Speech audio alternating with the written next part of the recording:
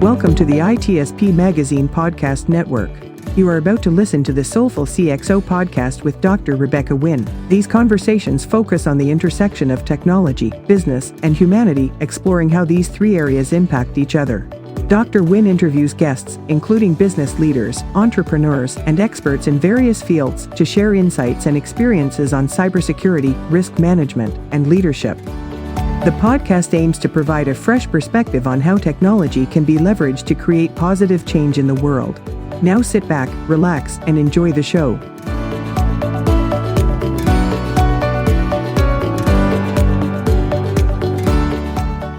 Welcome to the Soulful CXO. I'm your host, Dr. Rebecca Wynn. We are pleased to have with us today Matthew Rosenquist. Matthew is the award-winning Chief Information Security Officer for Eclipse.io and former cybersecurity strategist for Intel Group, a LinkedIn Top 10 technology voice, Thinkers 360 Top 10 cybersecurity thought leader, member of multiple advisory boards, keynote speaker, author of acclaimed articles, blogs, and podcasts on a wide variety of cybersecurity topics. He advises CISOs, boards, academia, government, and business globally on emerging threats, innovation, and industry best practices. And he insisted on a shortened bio so we could jump right in. Matthew, it's great to see you again. Welcome to the show. Oh, it's great to be here. Great to chat with you again.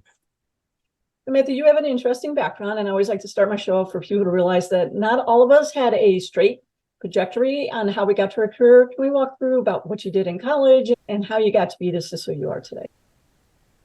I actually started for another company doing internal investigations, and that's where I got hooked on this adversarial environment and how tantalizing it is, where it's you against the bad guy. And when I joined Intel, I actually started in their IT group, but very quickly, because I had the background and the understanding of risks, very quickly were moved into cybersecurity, and I actually justified and then built out Intel's first 24/7 security operations center. And things just progressed from there. Once that was built, we needed to have essentially a CERT team. They call it something different, but it's an emergency response team. So I landed that and became Intel's first incident commander. So I owned everything, had a war room and brilliant people and managed crisis. And again, it just, what's the next big challenge? I went after it. I built and managed M&A security. I managed the playbook for all security going into computer chips that Intel was making, managing security for AI, just one challenge after the next. And I've loved every single moment of my career, which now spans almost 35 years. Now, you mentioned Security Operations Center, and that's where I grew up too, but now we hear a lot about cyber fusion centers. Can you explain what the difference is? I really don't see a whole lot of difference between the two, but can you explain to the audience? Because they might not know what's the difference between the new vogue term cyber fusion. So the dirty secret is it's really marketing, right? Our industry loves repackaging things and bringing out new acronyms. Firewall, no, it's a next generation firewall. No, it's next generation firewall. It's an IPS. No, it's an IDS. No, it's okay. So Security Operations Center is really just the heartbeat. It monitors bad things that are potentially going on, and it can also do a little proactive work in understanding what things are vulnerable and kicking off things. But think of it as like almost a help desk where you're responding to alerts, not necessarily calls, but alerts, and you're doing something. When you're talking about a fusion center, that's, again, fancy terms, but it's really about interconnecting with other groups, many of them outside your environment. So it isn't just looking and taking inputs from what's going on within your borders, but you're also communicating with potentially government agencies or peers in your industry or whatnot to get other telemetry and information that helps you figure out what's a priority, what might be coming, and what you need to do. So it's just an evolutionary advance from what a security operations center is. But nowadays, security operations centers, whether they call themselves fusion centers or not, are probably doing that anyway. They're getting feeds externally and working with partners proactively.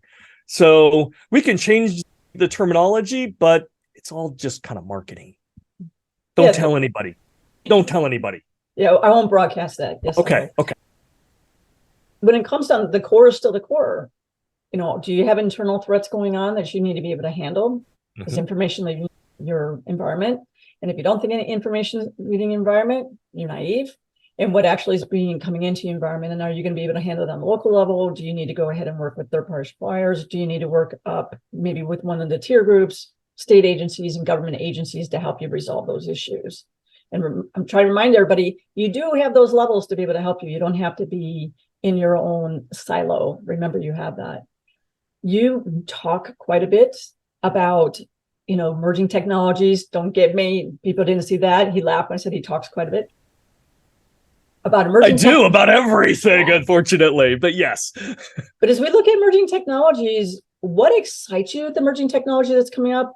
And the second part of the question, and you can answer them congruently or separately, what literally keeps you up at night with the emerging technologies? Those are two really big questions. All right, I'll take the first one. We've got a lot of emerging technologies. Nobody could answer that question without obviously saying artificial intelligence. It's the go-to answer to that.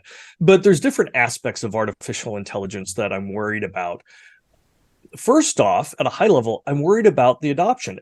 Artificial intelligence, and you're talking a huge span of different types, can provide tremendous value, which means the market wants to embrace it as quickly as possible, right? For their business gains or financial gains or cost savings or optimizations or competitiveness, whatever, that's great. But the faster you rush to adopt a new technology, the more risk that you inherently adopt as part of it. So as valuable and as wonderful as AI is and can be, we have to recognize that it comes with an equitable amount of risk as well. So the rush into AI, whether it's generative AI or ML or DL, something more narrowed down, if we rush too fast, and we did that with like cloud and many other things in our past, we're going to feel the sting because the bad guys are going to take advantage of that. And if security hasn't caught up to help secure what you're going to adopt, you are now putting yourself at risk. And if you don't understand the risk, you're going into it blindly. At least if you're going to do it, understand the risk and accept it versus just diving in blindly and going, oh, that won't be a problem or we'll fix it later or something like that. Make intelligent risk decisions. Other technologies out there, which I think are fantastic, that are also hugely disruptive. You look at quantum computing, we're coming up to a cliff, which will be very interesting when it comes to certain types of encryption that we heavily use in everything on the web and bank accounts and financial transactions and data protection and all sorts of stuff. So we need to worry about that. I'm excited about blockchain. I think there's some great innovation that we're going to see with decentralized types of environments. It's a new paradigm for computing. And again, it's good in some areas, bad in others. But again, if we adopt those, we bring in risks. We're seeing regulatory changes, which are impacting how we do business. And probably the biggest concern that I have is the investment in new technology. And this is going to tie in with your second question, what keeps me up at night? We are seeing nation states pour billions and billions of dollars into offensive capabilities. And that means developing new tools, developing new processes. Before, it was just a few handful of really smart people trying to undermine technology, and they would get lucky or get good, or they could focus on something, find something bad. But when you've got billions of dollars to throw around, you're going to find a lot of vulnerabilities in technology, in people, in processes. And they're intending on using them. And many people think, oh, that's a nation state. Sure, they're going to attack some government, but not me. I'm just a citizen, or I just have a small business. And that's a false belief. Because the simple fact is, when that big nation state spends $1 billion in identifying vulnerabilities and creating exploits and unleashes it, even if they're attacking some other government, they unleash it. The world sees it, and all the bad guys grab it, tear it apart, dissect it, and start using pieces of it. They benefit from that $1 billion of research. And now you've got common cyber criminals using this advanced technology to attack everyone. So eventually it all filters down, and we're at the bottom of that. So that's what keeps me up at night, is the great influx of resources and intention and capabilities that will bring more exploitation across the entire spectrum for all of us. Yeah, adding on to that, I think one of the things that adds on to the risk and the scariness and keeping us up at night, as Jim Roth would say, that Steve Kraft talked about, we do wake up every 45 minutes crying like babies do. That's how we sleep like babies.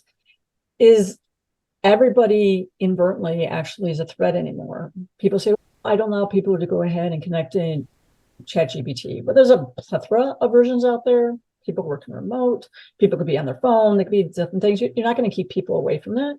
I looked at a marketing research study just a few months ago, and they thought 7 to 10% of corporate data was streaming out, and now it's up to 12 to 15%. That becomes dangerous. Then you also have where anybody can be, quote unquote, an expert. They can go ahead and be asked, how do you do X? How do you do Y? How do you Z? Give me all the steps. And now everybody actually can be a threat actor, and threat actors can engage in those threat actors and being able to get that information. So that's one thing I see that people aren't really paying attention, is the purposefully or unpurposely threat that you have with every single person that you may hire. Yes. It's lowering the entry into doing bad things. But again, we need to take an even view. AI tools, especially generative and LLMs, right? Large language models like ChatGPT, part of their value is to be able to create and disseminate and aggregate information. And that's part of the value. Think about when the first really good search engines came out. When those tools came out, they created a huge benefit. Now, at the same time, it exposed a huge amount of information. Well, the same thing for ChatGPT. The value of ChatGPT, if you're going to institute it as a company and expose it out to your customers or anything else, you need that AI system to be connected to back-end information. And it might be the internet backbone. It might be information on the deep web, which is normally firewalled from business information, firewalled from the world. But it's going to reach out. And in many senses, you're going to want to actually configure it. If you misconfigure it, you could expose all your information. So that's where huge risks come in. It may be misconfiguration of the tool itself. It may be improper training of the tool. It may be the fact that it has too many rights and permissions to your sensitive data, right? It may simply be the interface. You may set up a web page for this ChatGPT, and the web page is a vulnerability, and now that's an ingress point for attackers. Right? Again, there's so many different things that has to be thought about. That's why when I advise companies, I tell them early on, if you're going to do an AI anything, make sure you have your security pros in there at the point that you're starting to architect it. And even before that, even in conceptual design, because they're going to be able to see areas that you just won't. And if you don't get them involved on the front end, it's going to be crisis on the back end. So in the absence of leadership, we are left with crisis in our industry. So make sure you get security leadership involved early, and they can help you close some of those gaps so you're not exposed. And tying into what you had said earlier in our conversation about enterprise risk management, I'm putting enterprise risk management, you said enterprise risk, risk management. One of the things that I see is, do you have a risk register? Yes, we do. We let Joe Schmo or Jane Schmo go ahead and accept the risk because sales or marketing, not picking them, I'm just those two on top of my head, they want to use this AI, but you're like, okay, did legal take a look at it? What's their terms and conditions? What's the privacy policy? Are they being able to go ahead and look at your history? How does that work? Does it go through a security review? What API calls? What, once you have it instantiated, is there other API calls you can do? And they're like going, yeah, but they accept the risk. I think there's an innate issue, and what's broken is enterprise risk management has been broken, and looking at risk registers have been broken. If you're only looking at is my Windows or my Apple devices patched? That's not the only risk out there. What do you see and what do you advise people? That's the one thing I see is the wrong people are approving these things. I believe risk registers are better than not having a risk register because at least you're being consistent in however comprehensive that you're being within your risk register. So it's better than nothing. But at the end of the day, right, if we look at it strategically, when it comes to risk, you can only do a couple of different things. You can accept it, you can deny it, you can transfer it, you can mitigate it, right? There's only certain things. And ultimately, it's the executives that make that decision, whether they're going to accept it or not. We are here to help as security professionals for them to make well-informed risk decisions. Now, just having a risk register thrown out there that may be insufficient to explain anything, they may be willing to accept their viewpoint of risk based on what they're being presented. But if they don't actually understand from a comprehensiveness perspective, then they're really not accepting the risk. They're not making a good business decision. So it is our job, and risk registers are one tool, one of many tools, to make sure that we educate them so that they are making good business decisions. We may not agree with it. We may want to mitigate the risk, but it is up to them. So they're typically representatives of the shareholders or whatnot. And as long as we're doing our job, then they should be able to make the best, they should be given the opportunity to make the best decision, right, for the direction of the company. But just relying on a risk register, just relying on a 4x4 graph with a red quadrant and an orange quadrant, that is insufficient. And we tend to realize that when something bad goes on and they come back and go, oh my gosh, the castle is burning. And you go, yeah, but you accepted it. And they go, I didn't accept this.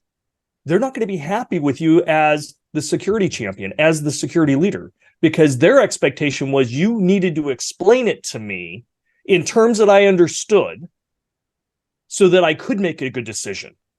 And apparently that didn't happen because I wouldn't have agreed to this. And that's where you get conflicts. That's why we don't sleep well at night many times.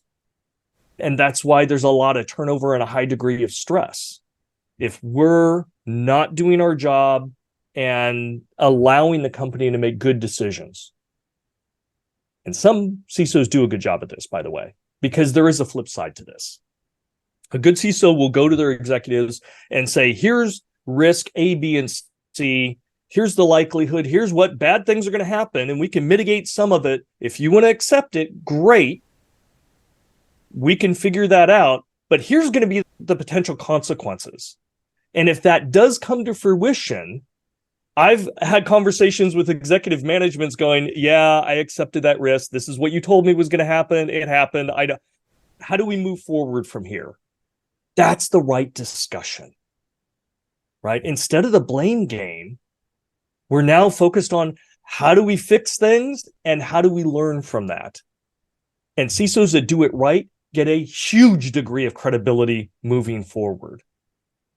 So it rests on our shoulders, much of this. If we act poorly, poor results happen.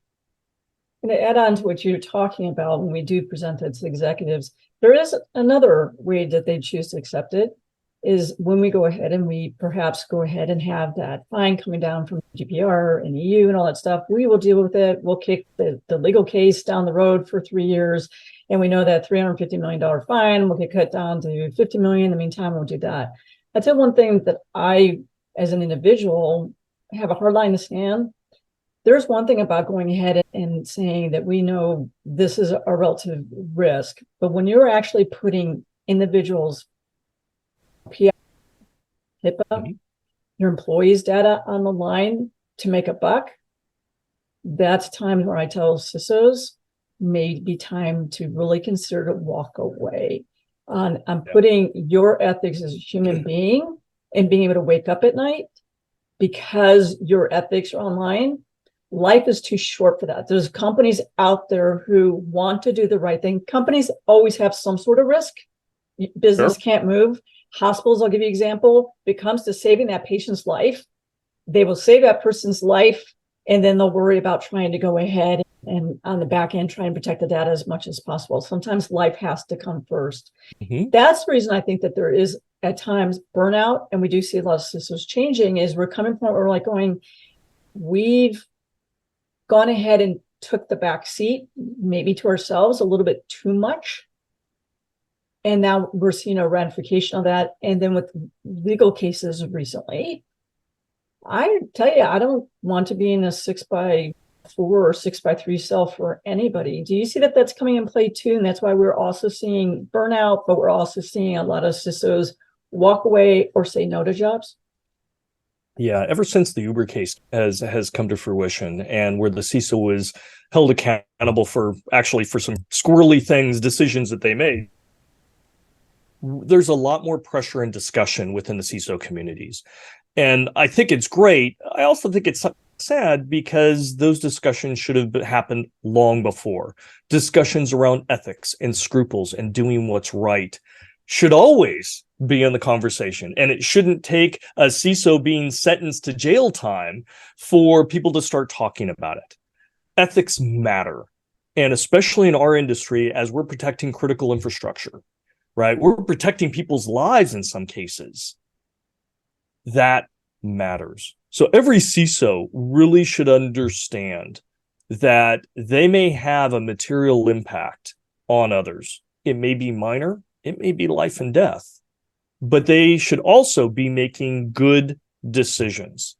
And if an organization is not aligned with those, you don't want to be a part of that organization.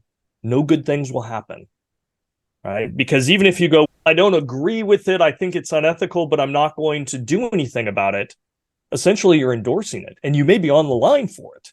CISOs are known for being scapegoats, so you won't be able to distance yourself from it. And you may not be able to look yourself in the mirror for it either if something bad happens. So I give the exact same advice, Rebecca. If there is not an alignment of ethics, then you need to move on to an organization where there is an alignment, because there are great companies out there doing the right thing. I think consumers and business partners, definitely regulators, are looking at that. And it's important. It's important for business. It's important because it's simply the right thing to do for humanity and society. CISOs have to make a decision, but make a conscious one. Yeah, absolutely. And the other shift that I see is I see them shifting away from people who've been in the trenches, who've been there quite a bit, to shifting to the left, where it's person, they got not knocking, but they got a degree in cybersecurity. They came out of technology. We want a CISO because it says on this framework or this legal contract, we have to have a CISO. So we're going to name this person a CISO, which doesn't have the true background of CISO. I think that's very dangerous for companies to be thinking about. And I think when they look about risk, and you look at now board members can be held accountable and do jail time, be very cautious. You might not need what we would consider a full-time CISO, but you would need a bona fide, strong CISO to be able to deal with legal and compliance and advise you strategically. If you're aspiring only to be a CISO, just like what I've talked on shows and what I've written, don't aspire to be a CISO. Aspire to be the best technologist, the best strategic, the best leader possibly can. And if that leads you to CISO, fine. But no, as you said, we can do jail time. There's a lot of legal responsibility. So what's your viewpoints on what's going on that way? I think it's a very dangerous situation, right? Being a CISO is not easy for many complex reasons. As I said before, our industry is about leadership in crisis. And when you don't have good leadership in cybersecurity, you do end up in crisis. It might be in the short term, might be in the long term, but there will be a crisis. Just having a degree doesn't necessarily mean you have the in-depth experience to be successful, especially in complex environments. And that's true in all sorts of different fields. It's especially true in cybersecurity. So you need to have the leadership and the insights to be able to predict bad things that are going to happen so that you can prevent, right? Organize your resources to prevent as much as you can and still detect what gets through and then respond and recover when things go south and continually learn. So it does take leadership and experience to do this job well. To go to an engineering manager and go, hey, tomorrow you're now going to be a CISO, you're doing a disservice to your organization and you're doing a disservice to that person as well, because they're going to get cratered. They're going to fail. And ultimately, they'll be the scapegoat and you may rinse and repeat. Or the organization may learn and go, yeah, that wasn't a very bright move. We actually need somebody that knows really what they're doing. And you have to invest in somebody that can handle the job. Otherwise, bad things will happen. Sometimes you have to get burned before you learn.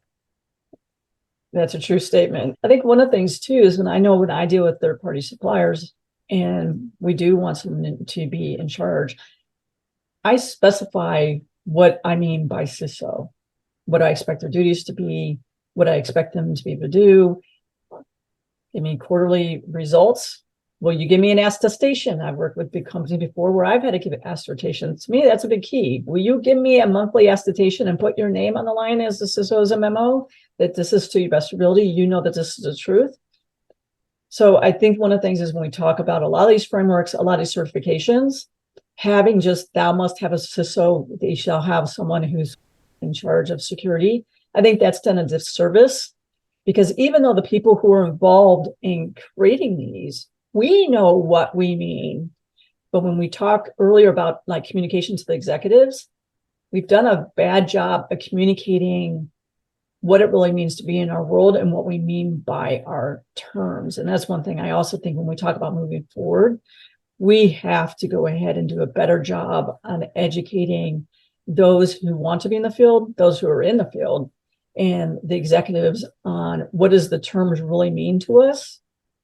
And we need to have a voice. I think that you and I both do that. We speak out quite a bit. We write a lot of writings, but that's one thing I also see is lacking. Do you see that as well? A figurehead by definition is not empowered to make positive change. And if that's all a company has, and I'm dealing with a third-party vendor or a supplier or a partner, and that's all they have, that's meaningless, right? It's just a figurehead. They need to be able to actually deliver against security goals and expectations. I am as a CISO. I have very clear security. I have a mission. I have a vision. I have actual goals that are measurable. I know what my goals are, right? And then everything feeds into that. So the same thing when you're dealing with a partner or a vendor, whatnot, those same expectations need to translate over because their vulnerabilities become your vulnerabilities. Their weaknesses, right, become your weaknesses. We're all bound together. When you start sharing data, granting access or giving whatever it is, we then are sharing the same boat. So we need to make sure that they're as diligent and they're managing risk at an equitable level as you are. Absolutely. Our time, unfortunately, has run short. What is the best way, Matthew, for people to get a hold of you for speaking engagements, advisory services, and what's the best way for them to learn about your company? Yeah, you can go out to eclipse.io and take a look at the company if you're interested. If you want to get a hold of me, you're welcome to follow me on LinkedIn. I've got a few followers out there and I post quite a bit. I also have a Cybersecurity Insights channel on YouTube that you can go out to. Our jobs are tough, and if we don't work together and communicate together as a community, we're going to lose. And you do it, I do it, we all have to share. So please connect with me on LinkedIn and jump into discussions. Share your insights and experiences. Thank you, Matthew. You are a soulful CXO. I'm proud to be one. We hope you enjoyed this episode of Soulful CXO podcast with Dr. Rebecca Wynn, part of the ITSP Magazine podcast network. If you learned something new and this conversation made you think, then add this show to your favorite podcast player. Subscribe to the ITSP Magazine YouTube channel and share the ITSP Magazine podcast network with your friends, family, and colleagues. If you represent a company and wish to connect your brand to our conversations and our audience, visit itspmagazine.com to learn how to sponsor one or more of our shows. We hope you will come back for more stories and follow us on our journey.